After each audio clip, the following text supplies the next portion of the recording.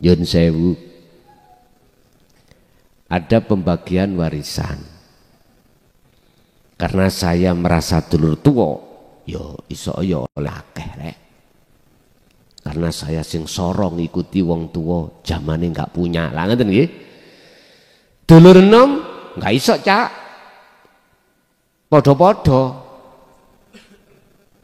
Wong lanang mikul, wong wedok ngindit. Kita podo mikule. Assalamualaikum warahmatullahi wabarakatuh. Para pemirsa yang dirahmati Allah Subhanahu wa taala, pada kesempatan kali ini kami akan menyajikan sebuah tausiah dari Kiai Haji Mukhlason Rosyid dari Mojokerto.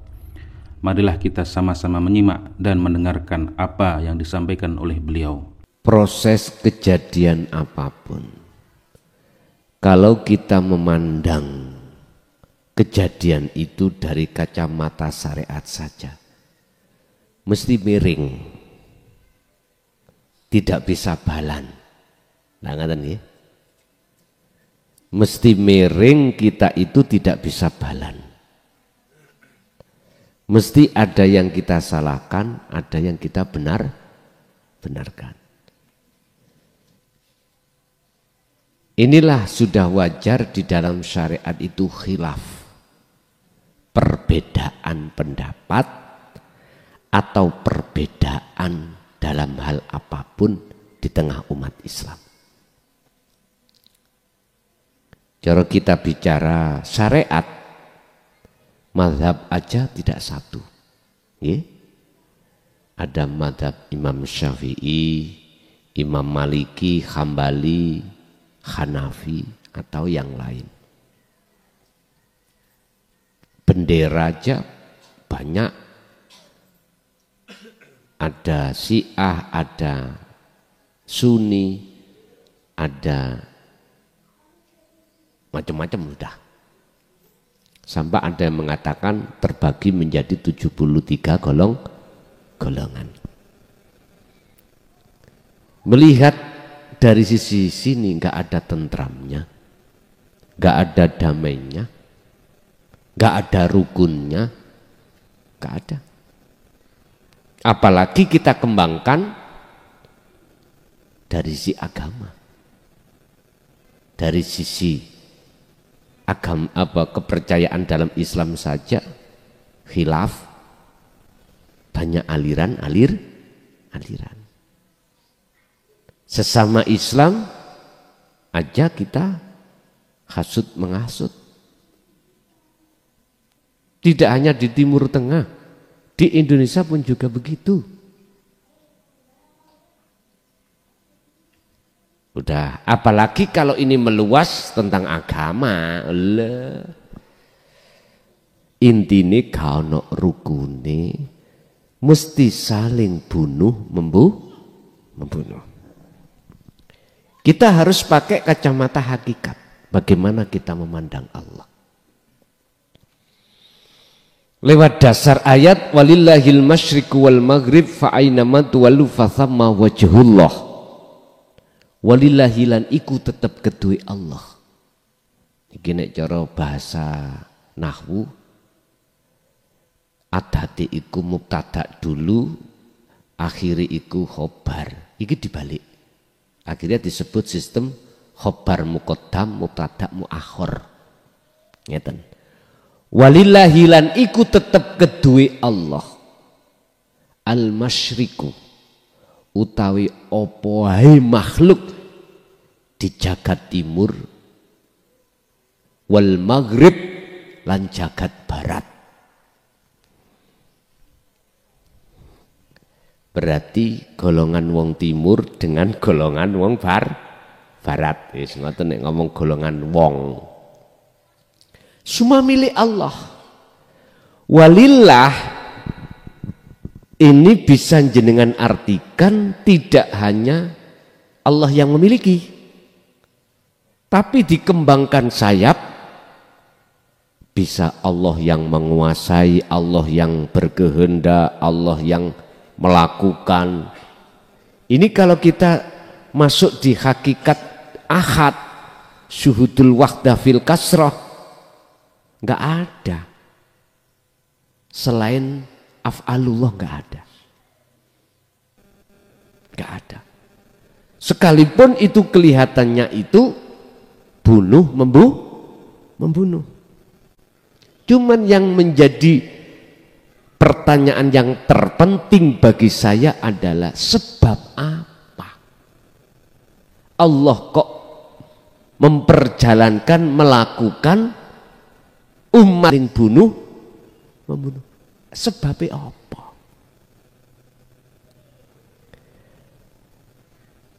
Asbabun nuzulnya Allah melakukan seperti ini apa sebabnya?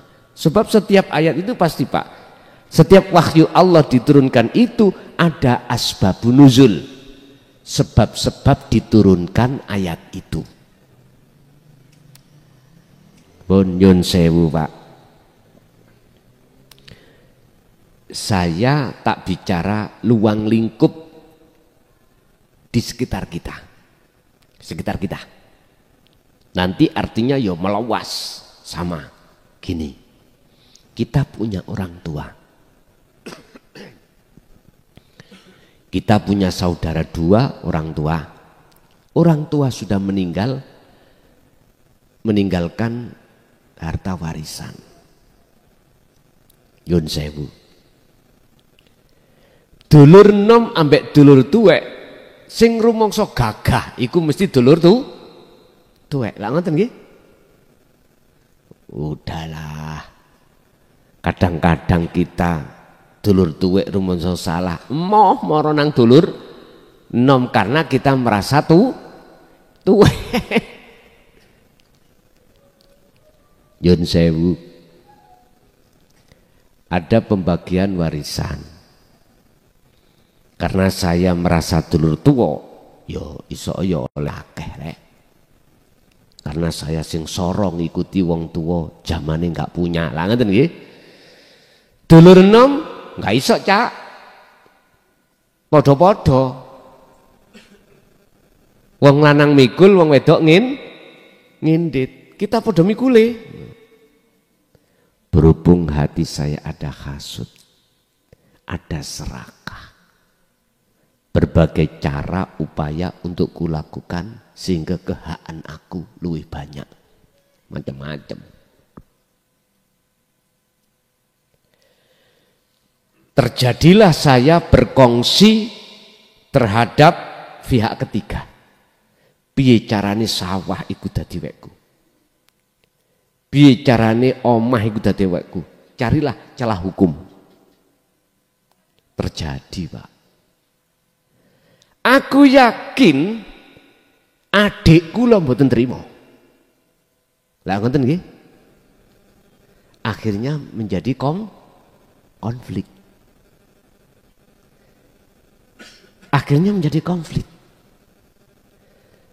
Terus terjadilah, mohon maaf, konflik paling tidak secara ucapan. Akhirnya saya dengan adik saling benci toh Pak. Nah, apa sebabnya Allah kok melaksanakan antara saya dengan adik itu saling benci? Wis grabako iku sebab ning atine awak dhewe iku karena walladzina kafaru auliya uhumut tauhid, menjadikan selain ilahun wahid Allah subhanahu wa ta'ala sebagai Tuhan, sebagai penolong kita. Yaitu ingat sejarah Nabi, umatnya Nabi dan Rasul sebelum Kanjeng Nabi. Wa ahlaknahum wa anjainahu ma'ahu. Nyun sewu, apa sebabe Gusti Allah kok membumi hanguskan umat-umat sebelum Kanjeng Nabi Muhammad? Cuman satu, karena mereka sami'na wa asoina. Titik. Secara hakikat kita tidak memandang agama loh Pak ya. Enggak, seluruh umat. Siapapun kita, agama pun apapun kita, kalau kita keluar dari ilahun wahid, mesti itulah sebab Allah melakukan seperti itu. Contoh zaman Nabi Nuh, ketika beliau menyampaikan dinul haq, kaumnya bukan terima, bukan menerima, malah mengejek. Tidak 1-2 kali, bahkan beliau ada upaya indikasi diusir, bahkan dibunuh. Nabi Muhammad juga begitu. Terus Allah merintahkan terhadap Nuh, ketigon tang-tang, musim kemarau, nggak ada hujan. Beliau disuruh Allah membuat kapal. Akhirnya kaum itu malah guyu-guyu. Nuh iki wis gendeng. Ketiga-ketiga atau musim kemarau membuat nggak ada air kok. Ini ada maksud Allah.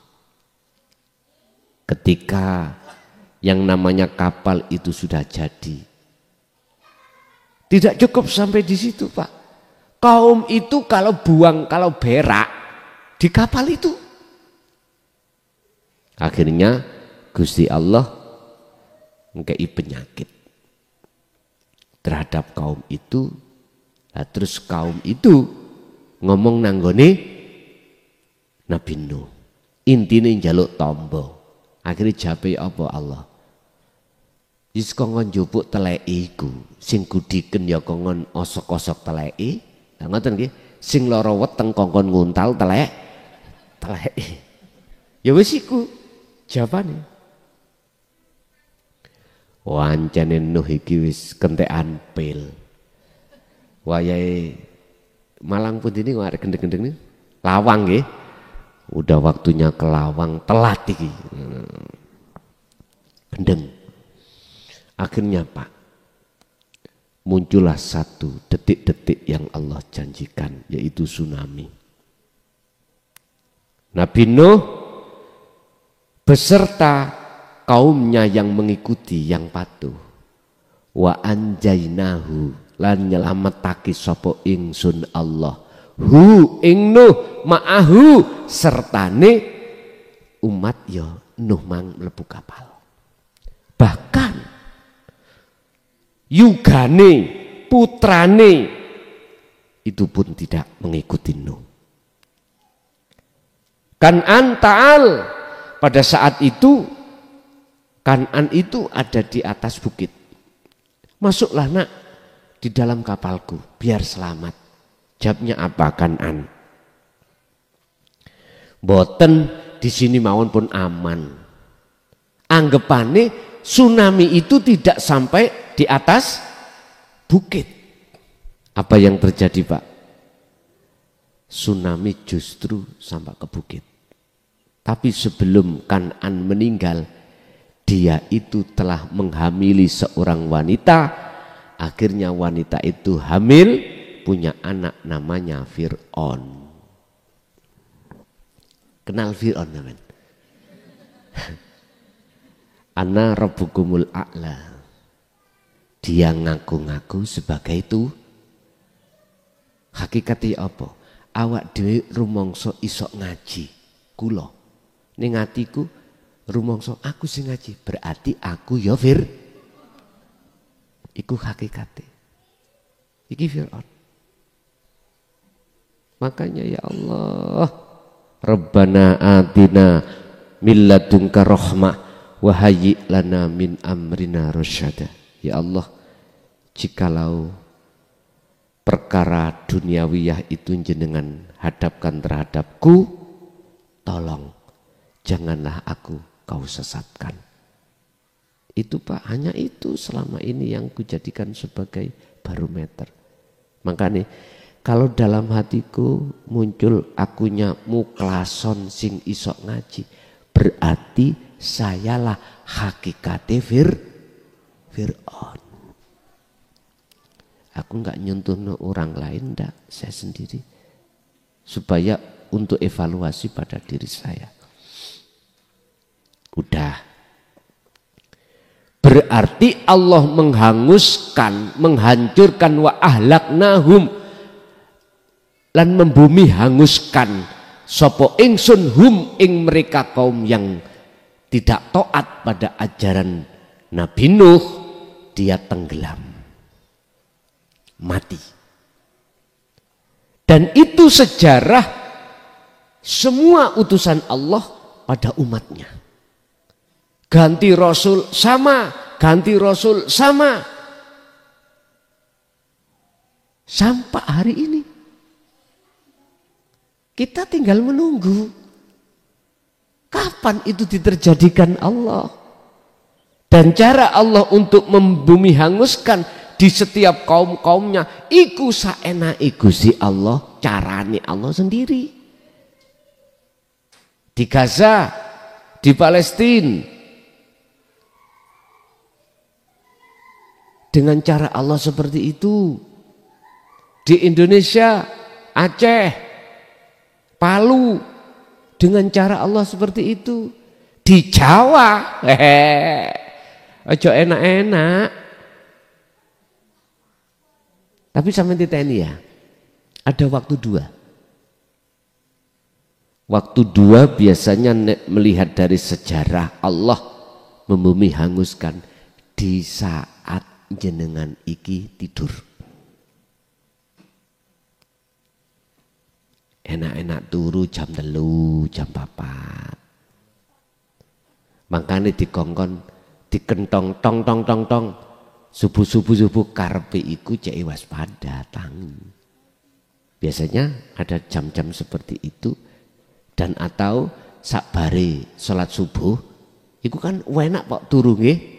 Enak, apalagi kalau Ramadan ngoten wis jam 3 sahur, subuh salat, wis dideleh ngorok pun.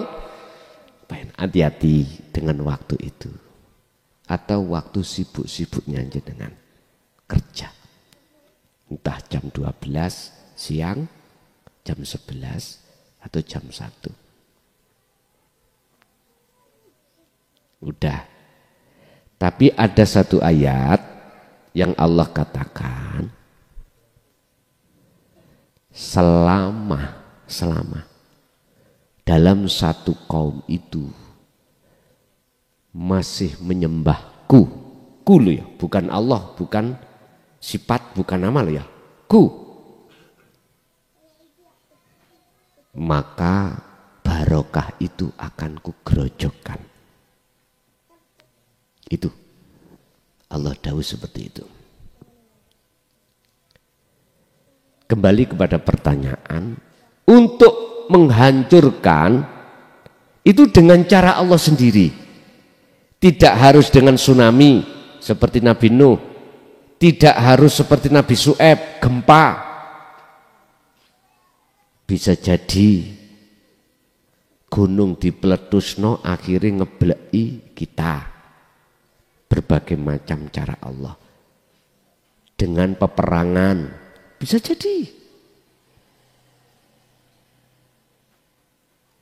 Intinya hakikatnya memang itu af'alullah, tapi ada sebab-sebabnya mengapa Allah lakukan hal itu. Kembali lagi karena kaum ini bersih kekeh hati rohaniahnya itu menyembah tauhid, meninggalkan ilahun wahid untuk menuju tauhid. Makanya sama melihat negara komunis ya, aman-aman tak ya, berkah-berkah toh, kita tidak tahu. Makanya jangan melihat dari satu sisi kacamata syariat, lihat kacamata hakikat. Tapi orang yang sugih-sugih itu belum tentu itu masuk dalam hidayah. Iso uga bisa jadi itu istidrat penglulu Gusti Allah untuk mengumpulkan satu siksa yang amat besar. Tapi tetap kita husnudon aja. Kalau namun ngeten Pak, husnudon kula terhadap siapapun Anda, beragama pun Anda apa, ismandar muga Gusti Allah iku nyadarke jenengan sehingga sebelum mati sudah ilahun wahid. Itu aja saya, nggak ada yang lain. Kita cara untuk memandang Allah dalam hal ini mudah saja. Jangan jenengan melihat makhluke, sampean lihat batine, sampean lihat ruhaniyahnya, sampean melihat ilahun wahidnya. Kalau sampean melihat ilahun wahid, sampean tidak akan pernah menyalahkan siapapun, tidak akan pernah menyalahkan Allah. Ngoten lho. Bagaimana kita bisa akan menyalahkan Allah, lawang kita sudah nggak ada. Kalau sudah ke akhirat kan kita tiada toh Pak, kita sudah fana. Bagaimana perkara fana itu bisa berpendapat terhadap yang tidak fana alias wujud? Bagaimana mungkin sesuatu yang tidak ada bisa melihat yang ada? Oh, nggak bisa. Yang bisa melihat yang ada itu yang ada sendiri. Yang ada sendiri itu hanyalah ilahun wahidun. Ya urip iku mau. Wis nek kaya ngeten ati sampean mesti nyaman. Kalau kita mencari sebab-sebabnya, yaitu tadi Pak, sebab-sebabnya. Kalau kita bicara syariat, nggak akan habis Pak. Kacamata syariat nggak sampai habis, nggak bisa habis. Sebab nyun sewu, namanya iblis iku menanam hasud. Misalnya jenengan diserang, seret, mesti ingin balas dendam. Terus sing kono yo ngono, terus sampai diteruskan anak cucu. Enggak ada habisnya. Walaupun ada pihak ketiga untuk perdamaian, PBB misalkan. Hanya sesaat. Ning ati pingin membumi hanguskan juga. Begitulah antara hak dengan batil itu selalu. Antara sifat basariyah dan basiroh selalu. Pingin mari gampang. Kiamat. Kiamat kubro. Nafsu sifat basariyah dan basiroh gak gegeran dalam diri jenengan. Jenengan mati. Secara syariat. Wis gak ono wis. Selesai toh? Selesai. Pak Dalang pingin gak gegeran antara golongan Ngamarto dengan Ngastino, lebokno kotak kabeh. Wis gak dalang toh? Buyar wis. Selesai. Sampun selesai. Sepanjang ya. Dunia ini masih berputar sepanjang kapanpun. Mesti tabiat manusia akan memunculkan fitnah, memunculkan hasud, memunculkan riya, memunculkan takabur, gak ada habisnya. Pingin habis itu tadi kiamat baru selesai. Disitulah nanti hukum kebenaran akan berbicara. Ketika saat hukum kebenaran akan berbicara, ada beberapa kejadian setelah alam barzah, alam kebangkitan, alam penghisapan, udah semuanya itu kata orang Jawa becik ketitik, olo ketoro, wis.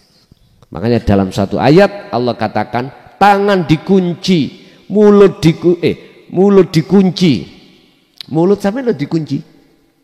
Tangan yang berbicara kaki yang berbicara. Anu Gusti, tangan kula biyen gendemok bokong. Nah, tangan sikil kula didamel maksiat. Wis ngomong, lesan iki dikunci. Iku lah bahasa syariat gitu. Lah bahasa hakikati. Jenengan kalau hati sudah sadar di dalam pengajaran dinul haq, inilah yang dimaksud dalam surah Al-Anbiya 87. Subhanaka inni kuntu minadh, wis ngakoni awak di selama ini dolim nang Gusti Allah dengan mengadakan Tuhan selain Allah, yaitu tauhid. Oke, motivasi saya cukup untuk dibuat zikir aja, untuk memandang Allah di segala aspek apapun. Tentunya yang kumaksud zikir ini adalah sirul asrar.